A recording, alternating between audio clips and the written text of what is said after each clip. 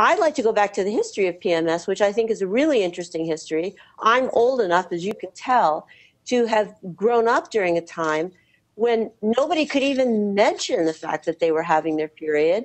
You couldn't talk about anything having to do with menstruating. You had to hide your Tampax and your Kotex. And the actual, social construction of PMS was really beneficial to women because it was the first time we could ever say anything at all about actually having our periods. One of the biggest problems that we have here is that if it's not biological, the assumption is that it's not real or it's all in your head or something like that.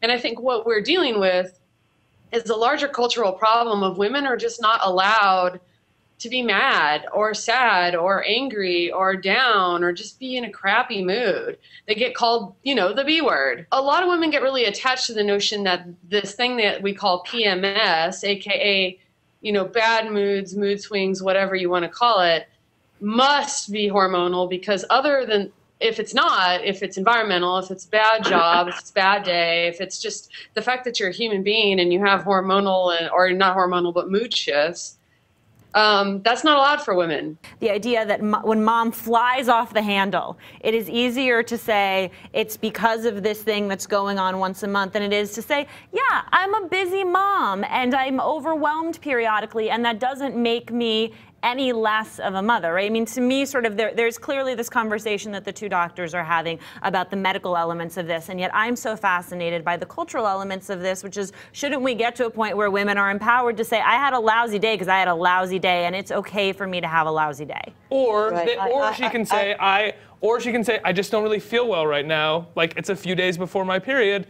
and I'm not actually feeling well. It could be one or the other. But I think that misses the point.